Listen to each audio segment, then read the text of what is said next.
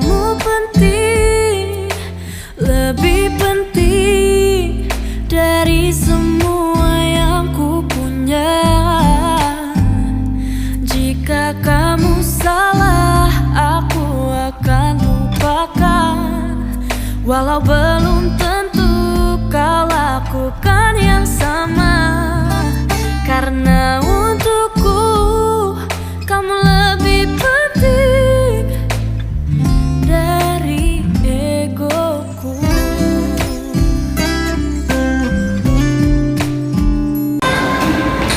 Gimana nih Al? Tadi relate banget gak sih sama kehidupan remaja zaman sekarang? Parah sih, relate banget. Nah, lagu itu juga sesuai banget sama tema yang bakalan kita bahas hari ini. Apa tuh tema kita hari ini?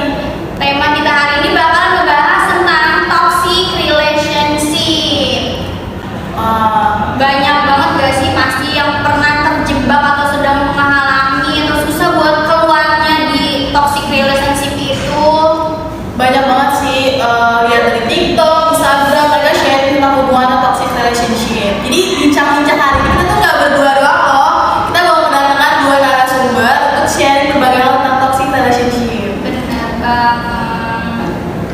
Jadi sebelah gue udah ada 2 narasumber yang bakal sharing banyak hal tentang toxic relationship. Di sini yang pertama ada Arini, saya mau penonton dulu. Halo guys. Yang kedua ada Fauzia. Halo guys.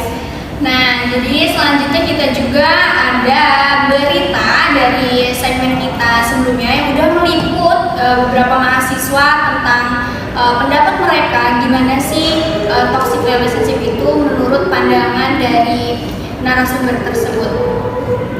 Jadi berikut ini cuplikannya. Halo, selamat siang. Kembali lagi bersama saya Anissa Salsabila di Ragam Opini. Pada pembahasan kali ini kita akan membahas tentang toxic relationship dari berbagai pihak. Karena akhir-akhir ini sedang booming istilah toxic relationship dan banyak remaja-remaja saat ini, bahkan banyak kalangan selebritas terjebak dalam toxic relationship atau yang bisa dibilang hubungan toxic. Biasanya terjadi dalam suatu hubungan spesial antara pihak laki-laki dan perempuan. Hubungan yang tidak saling mendukung satu sama lain, yang mana salah satu pihak berusaha memiliki kontrol yang besar terhadap pihak lain. Nah, saat ini saya sedang berada di lingkungan kampus, cukup ramai, banyak beberapa mahasiswa yang berlalu lalang, dan di sini saya akan meminta opini atau tanggapan kepada mereka tentang apa sih toxic relationship itu. Halo Kak, dengan siapa ya Kak? Nama saya Kakak, ada apa ya? Oh iya Kak, di sini aku mau nanya, Kakak pasti tahu kan tentang istilah toxic relationship itu apa? Nah, apa sih yang Kakak tahu sejauh ini tentang toxic relationship itu? Dan pernah nggak sih Kakak merasa berada di posisi itu? Toxic relationship ya, menurut saya itu suatu hubungan yang udah nggak sehat ya buat dipertahanin. Sejauh ini yang saya rasain itu tentang overprotective sih Kak. Nah, kira dari overprotective itu dari mulai si cowoknya yang posesif, entah itu si ceweknya yang posesif, itu kan udah gak baik ya Kak. Itu artinya kita dilarang untuk beraktivitas, padahal kan kehidupan kita bukan cuma dia doang. Nah, hubungan yang seperti itu tuh kayak dikekang gak sih Kak? Nah, kitanya juga jadi gak bebas gitu loh.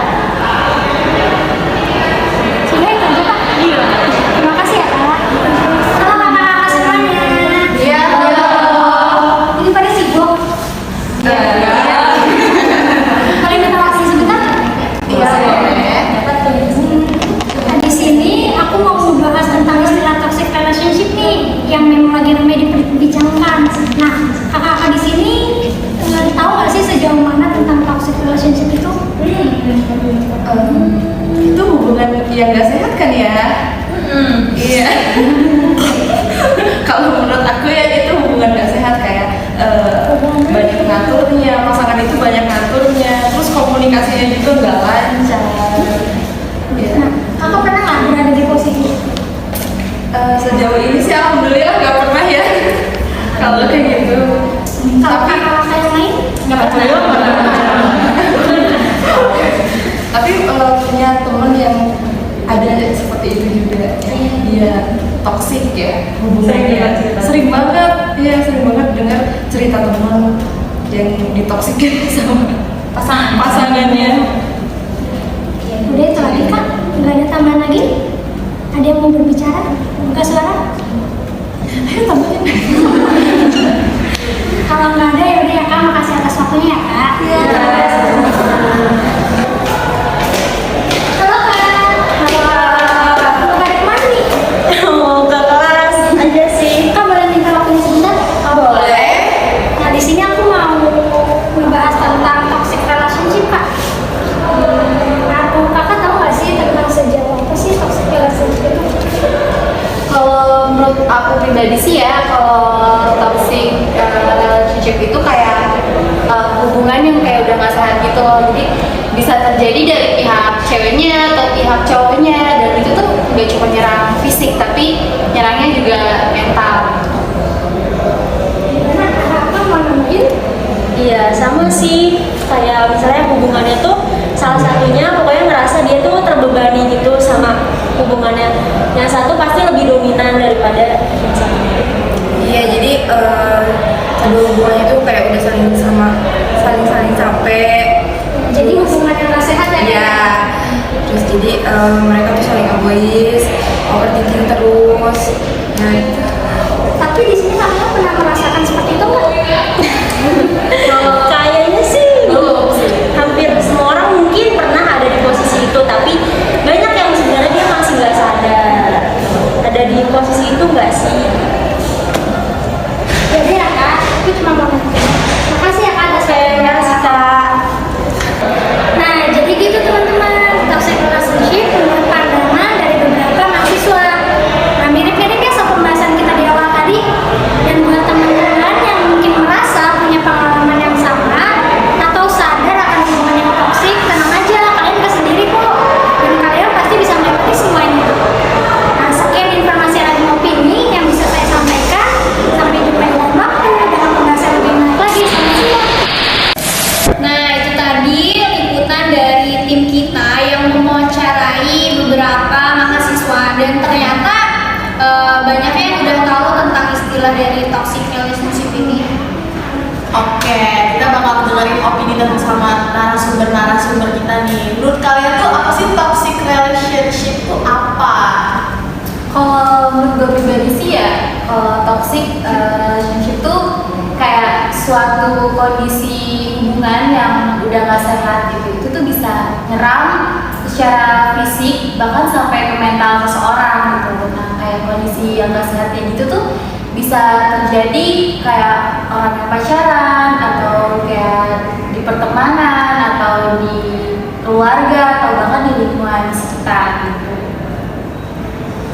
Ya kalau menurut Alini, Ya, gue juga setuju sih sama pendapat Fauzia. Toxic relationship tuh bisa berhubungan sama apa aja. Cuman kayaknya paling banyak di hubungan pacaran kali ya, yang antara dua pihak itu kayak ada satu pihak yang sebenarnya dia merasa paling dirugikan. Cuman kadang ada orang yang dia tuh nggak sadar kalau dia tuh dirugiin di situ. Cuman karena dia terlalu sayang atau dia terlalu udah ada nyaman di situ.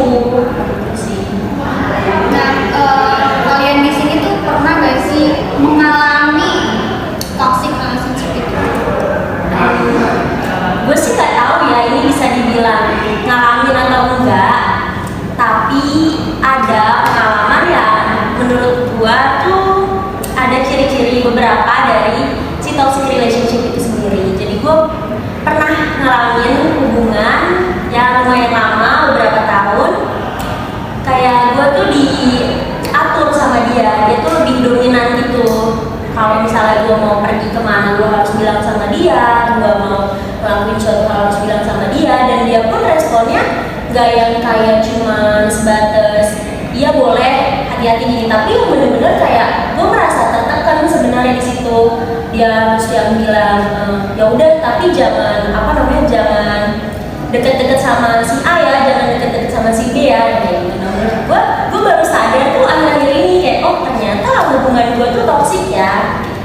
Iya, karena ya di diri kita sendiri tuh merasa tertekan, kita nggak menjadi diri sendiri ketika menjalani hubungan tersebut gitu.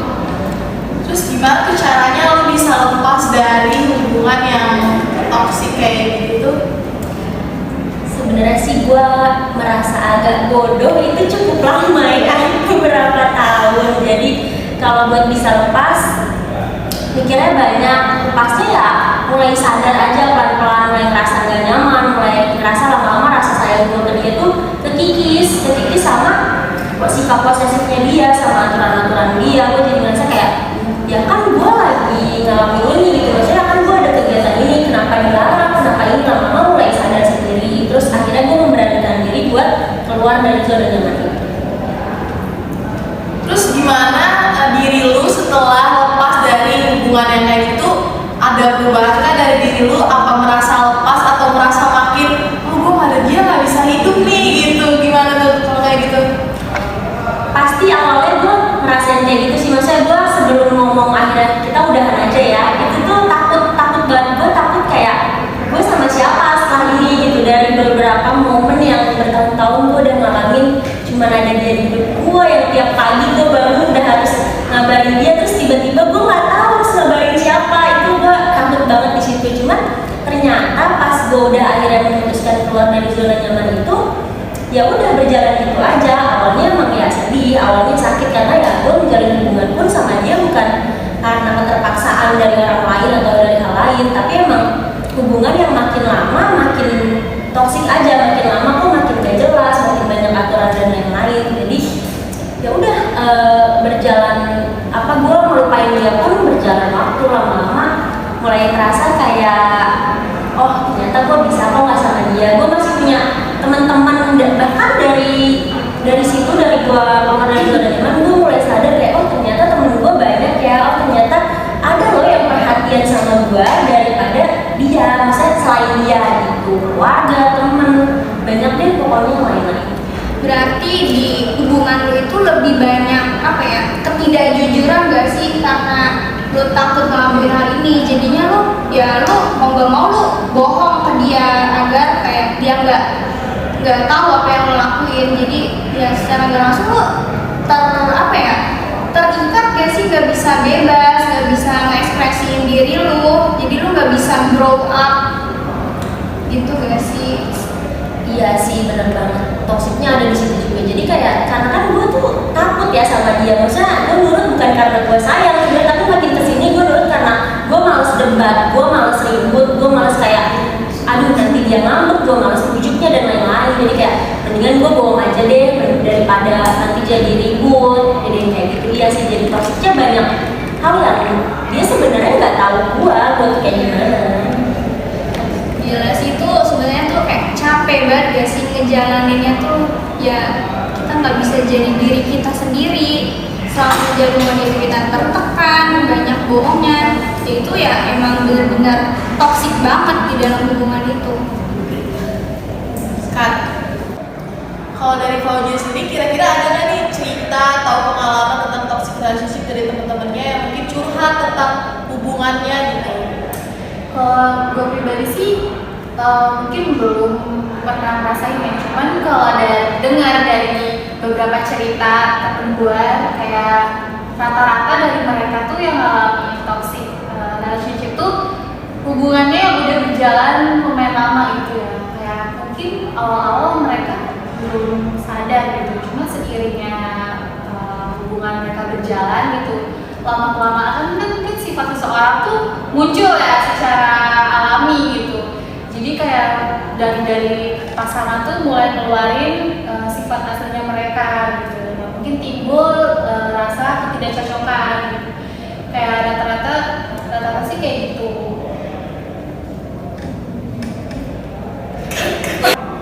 Oh jadi dari Fauji sendiri itu cerita dari teman-temannya yang bukan dari Fauji yang ngalamin itu sendiri.